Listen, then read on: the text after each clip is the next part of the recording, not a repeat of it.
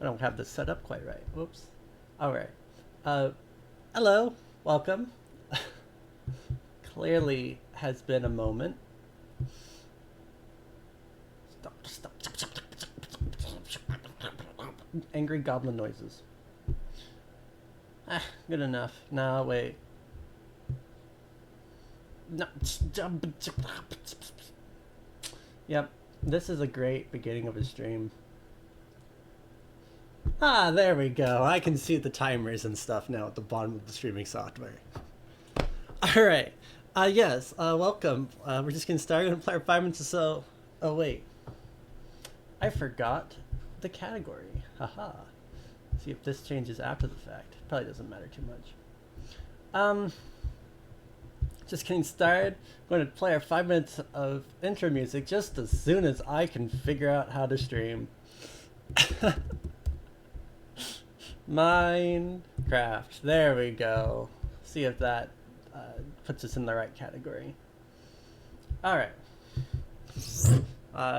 Yes, enjoy it.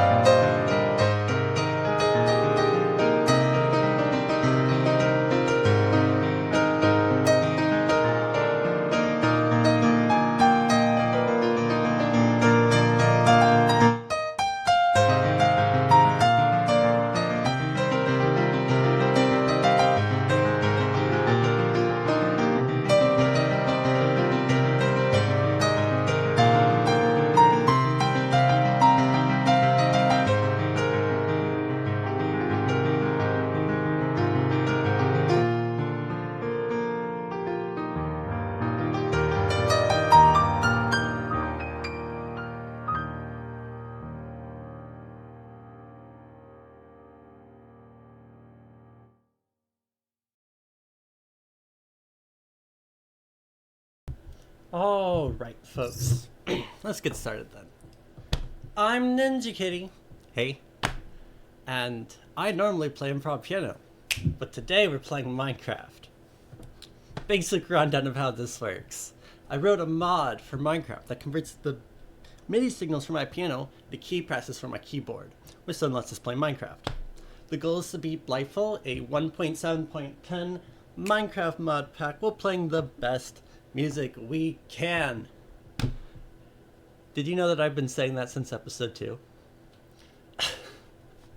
Yeah, so I'll preface all this. This will only be an hour stream. I'm doing some stuff that hopefully I will be able to finish this series. So, I'll try to be relatively fast, but everyone knows when I get talking, I never shut up. So,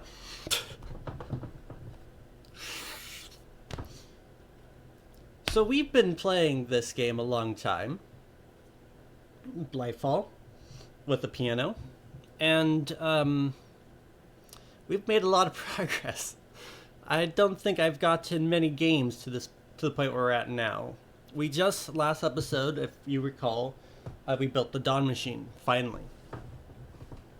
Now, again, I went and poked around in my old intros from episode 1 and 2 again, so I can get the preface of everything. By the way, my summaries are mostly for me, but I hope they help you too. But yes, so in episode 2, I laid out kind of this idea that the game plays in 4 kind of phases, right? When you start the game, you kind of set up your house and you get everything settled, and you just like get the tutorial out of the way.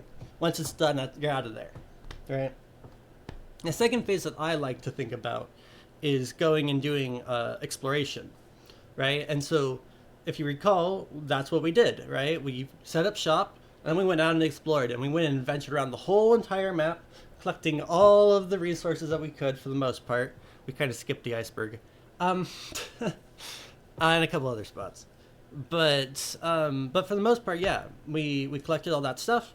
And the third phase that I described was kind of automation and building infrastructure, right? Building farms and the various things you need to progress. So that kind of goes with our, that started with our mob farm. And these phases are kind of blurry, but yeah, that started with our mob farm and expanded out as we got more and more farms going, right? So we got our flowers now. We've got the umbral rose that produces darkness flowers, and also the ink that we needed to do all that research. We also got a lapis farm from the sheep and making tons of sheep that were farming themselves, which was awesome. And we got a cobblestone generator going. We got automatic production of wood, which then gets turned into charcoal, and charcoal then can go to power all of our stuff, because we can then turn that into mana, and mana makes our RF. So we can power both the mana-based automation stuff through Britannia, and the RF-based automation stuff through that conversion. And so we got a lot of stuff. And leveraging all that, we were able to eventually here make the Dawn Machine, which is awesome. So, so that brings us to phase 4. Phase 4, as I described in episode 2, was when you finally go and clean the world. It's the last bit of gathering all the essentials you need and actually making the machine operate to win. Now, you might notice all these phases aren't really equally sized. It's just how the game works. But it was my best way to breaking down where we're at and what we're doing and why we're doing what we're doing. And I think it does still hold. We're in the final phase now, which is awesome. I don't know if I kind of expected getting this far. So, I'll say I'm going to do a little bit of a change going forward as to how I'm doing episode labeling and whatnot, because I keep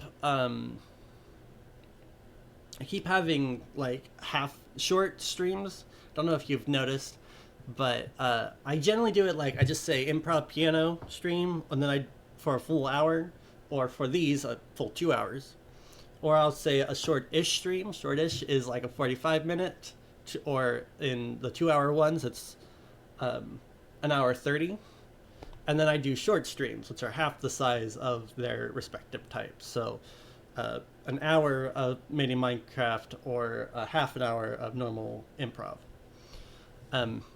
And then I think I had a couple super short streams, which were only like 15 minutes, where I just play a couple songs and call it good, just because I wanted to get something out, even if I barely had any energy or motivation or time.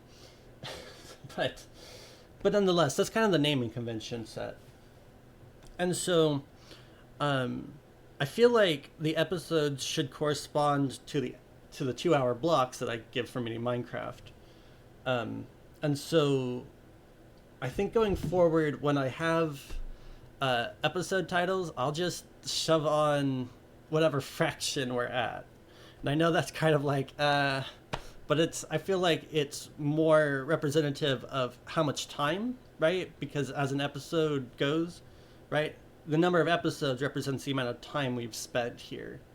So I'm going to make it like episode 61.5 next time, and the episode after that, if I do a full hour next time, will be episode 66.5, because we just tack another episode length on. I know that's silly, but I feel like that makes sense, and it will help me, right? If I do 45-minute or just the hour-long streams, I think we can manage to get through this. I just need to get a little bit on it. I know that I've been really inconsistent and basically stopped doing this series. So this is hopefully to help motivate me to remember that it's less about getting the full 2 hours in and more about just doing. So that's kind of where we're at. All right. Oh no, this a lot of bookkeeping, and we've been here for like forever, like 13 minutes into stream now. Out of an hour. I'm going to start getting the game open as we move into our last topic of discussion. What are we doing? At the end of the last stream, I said that I would try to explain kind of what we're going to do to manage the end of this game. So I did a little bit of research on a test world and stuff. And I'm pretty sure the most straightforward approach is our best one. That is pretty, So the most straightforward approach we could do is using wood for as much as possible. That means that we're going to be looking at, as I said last time, using chests for vacuo, right, for the void, and using buttons for machina, though machina might be a later implementation. At the beginning, we're going to focus more on trying to get ourselves some, like either, I think it's trapdoors, which give you motion. Remember, we were using those previously to get golems. And a motion essentially can be split into its components of air and order. These are the two most important items for the Dawn Machine. Air expands the range of the Dawn Machine so it covers the whole map, and order makes it so it goes one block at a time across the map. That way it cleans the whole map, and we make sure it cleans the whole map. We don't have to just wait for it to haphazardly just get the spots eventually. Those are by far, if nothing else is in the machine, those two have to be in the machine. And that's a problem because there isn't much in this game that has order in it. I went through in my test world, and I just scanned everything in the vanilla creative inventory and then everything in the Thaumcraft one. I just looked at everything that was in there, and pretty much all the things that have order in it are expensive things. If you had plenty of those, you probably wouldn't have an order problem. The one exception is sandstone. Sandstone is fairly. I think you have to make smooth sandstone, which requires processing, and it requires cobblestone processing and all this. So it's just not worth it. So we're going to go, use something like either we're going to split charcoal into potentia, and it's fire. We do need fire for the machine, so we'll probably do this anyways at some point to get that fire aspect. But then we can split the potentia into order and more fire. So we'll have too much fire, but we'll have a source of order through that. We also can split, and remember, every time we split, we lose a little bit of stuff, right? One compound aspect turns into one of its component aspects. So you kind of like lose half of the products when you split like that. So if we split motion, we get the two that we really need.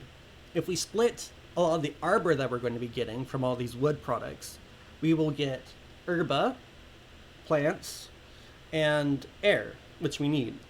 So if we split the potentia into order, and we split some of the arbor into air, and we split the motion into order and air, we should have plenty, because we have to have at least like some for basically every spot on the entire map, and that's a lot.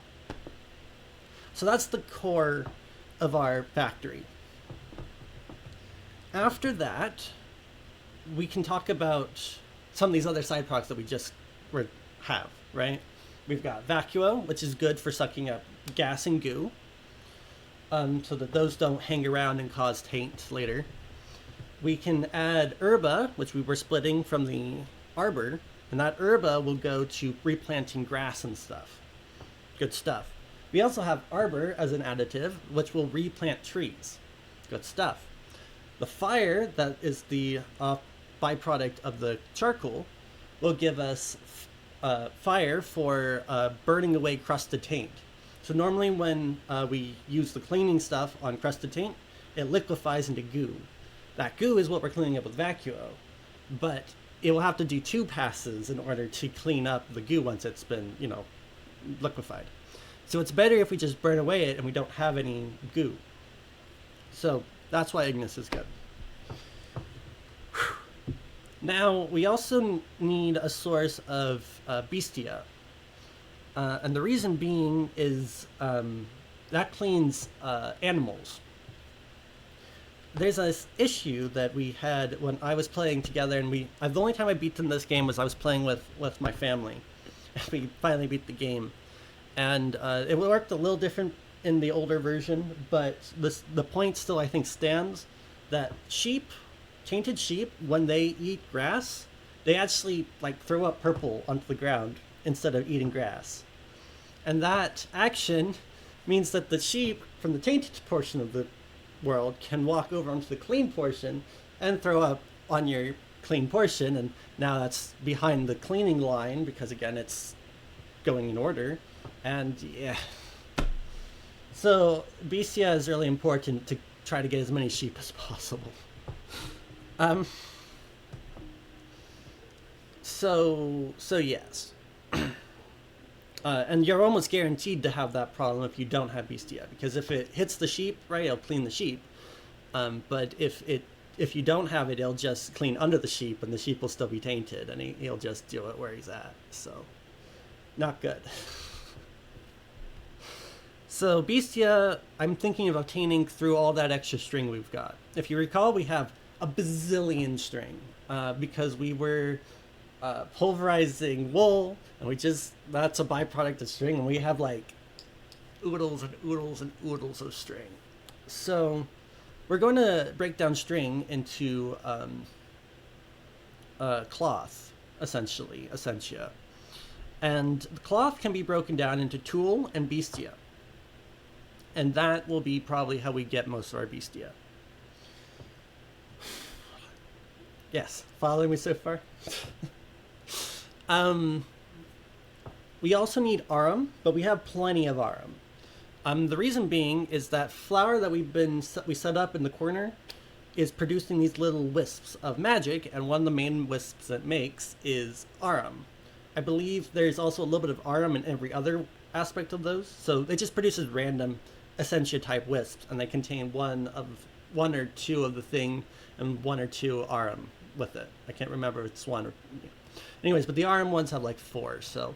And we have like stacks of those, and you only need Arum to clean nodes, because there are tainted nodes in this world, and if you don't clean the nodes, they will retaint the area where they're at, much like the sheep. So there are less nodes than there are sheep in the world, what a thought. And so we will not need as much, but we do have pretty much all the Arum we'll ever need in this game. We just need to turn it into things. So we don't really need to automate that because we've already automated it, so we already have the backlog we need to win.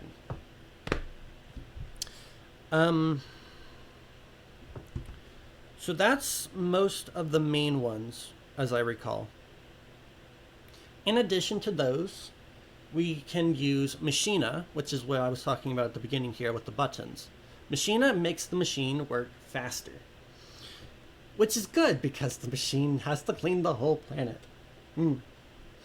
But that also means for all the Machina you add, you burn extra, right? The whole thing goes faster and it burns more Essentia. So you can only really use Machina if you have enough of everything else. So yes. So Machina is a little finicky there. On the flip side, we can also add Cognitio. Cognitio is Mind. And what Mind does is if the spot's already clean, it skips it, which saves Essentia and makes it go faster. It will only use Cognitio on spots that it skips, but if it hits a large patch of clean, it's going to use a lot of Cognitio real fast. So Cognitio is a really good one to have, but it burns through it really fast when it does use it. We can get Cognitio from paper, which we can get through a sugarcane farm. So quite often when you play this game, you'll build a massive sugarcane farm, and the sugarcane will go to making the paper so you can research aquarium. And later, you can use that same paper to turn into Cognitio to then power your ant farm. But the sugarcane's also good for the fact that it's made of herba, air, and water. So that air is what we need, right? And so now you need a source of order. And so this is one of the routes we could go, but again, trying to keep to what we already have in the game, well built and established. I think I'll focus more on that wood like I was talking about before, because we can hit most of what we want with just wood products. So that's why we're not using sugarcane, but we might supplement later if we get to that point. I know, a lot of stuff, but I'm going to lay this out now, so hopefully future episodes we don't have to go over all this. And I don't have to be like, oh, what was I doing again? The last thing we're going to talk about as far as the Dawn Machine and its setup is that if you give the Dawn Machine RF and give it bursts of mana from a mana spreader, the Dawn Machine uses less Essentia. It's pretty good. And that's less infrastructure we have to build overall if we can pull it off. That does mean more mana. That does mean more endoflames, and that does mean more coal. And that probably means more trees. So we're going to probably move our chopper device to building a much more robust tree farm that cuts down even more trees, because of course we needed more wood. But short of that, yeah. Technically we can also fill it with LP life points from blood magic, but I really didn't go much into blood magic. We started blood magic, but it just doesn't have enough usefulness in comparison to the infrastructure we already have built. So although I would really love to see LP added to the reducing of the Essentia we need, unless it becomes a big issue, we'll have to just skip it because it takes forever to do anything in this game. So But with all that out of the way, we can finally play for the last, I don't know, 30 minutes of stream. So yes, a lot to take in, a lot to do, a lot to build, but the infrastructure is existent, right? We have the wood, we have the charcoal farm that can pretty easily be expanded. We have the way to get ender pearls and diamonds and anything else we really need to build all the ender chests to port things around. We have a great stabilization runic matrix, and we have a way to get lots of different kinds of essentia. So it should be mostly a job of just connecting everything and hoping that it works. So I'm excited. We'll see how much centrifuging will get us and how much it won't. So let's hop into it.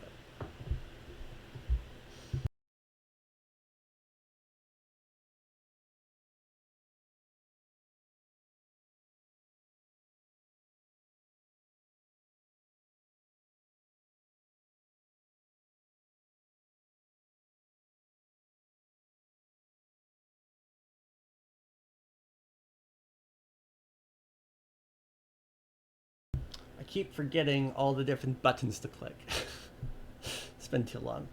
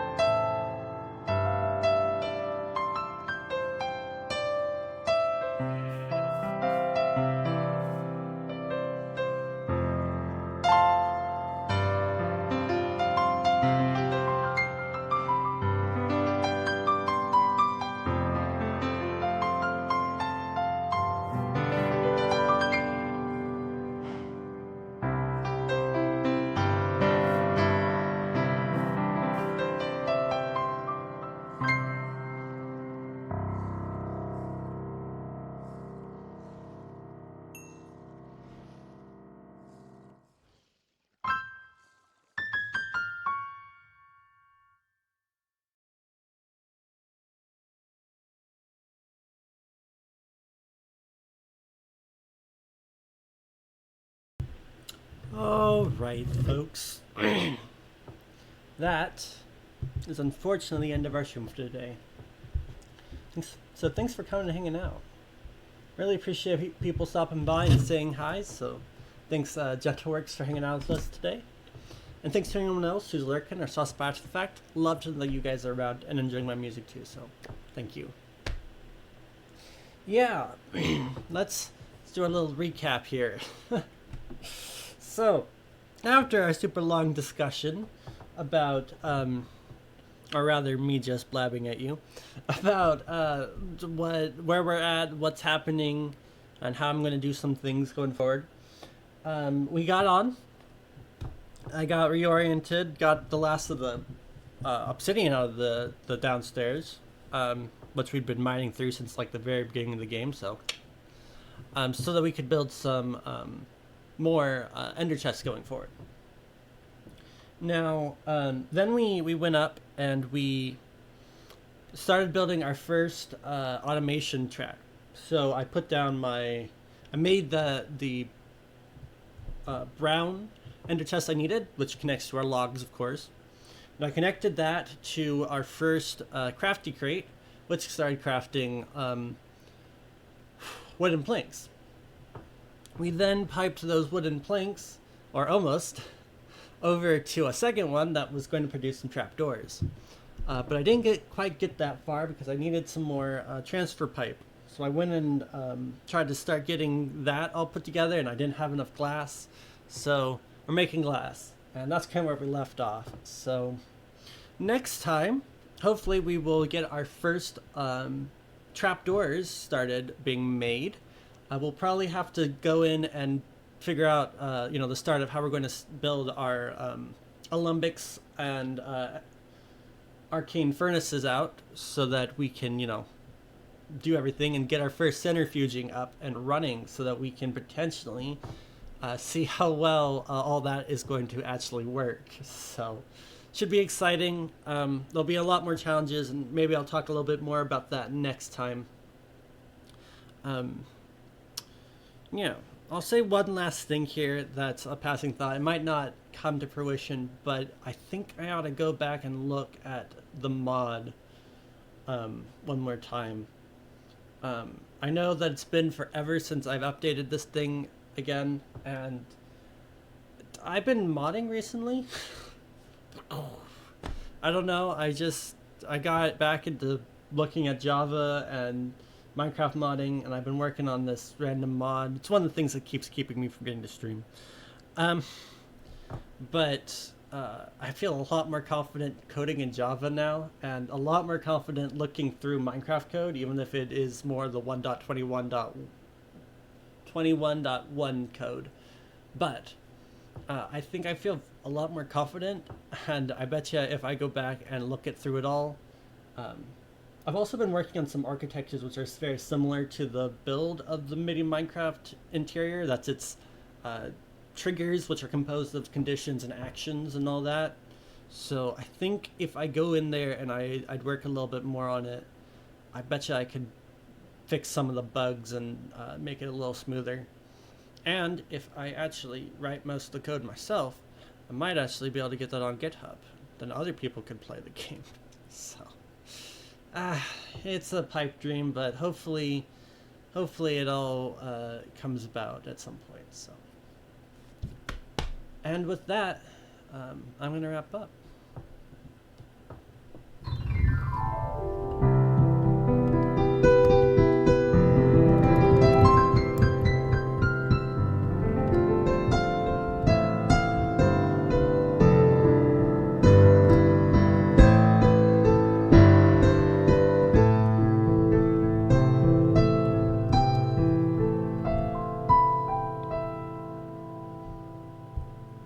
Until next time, folks.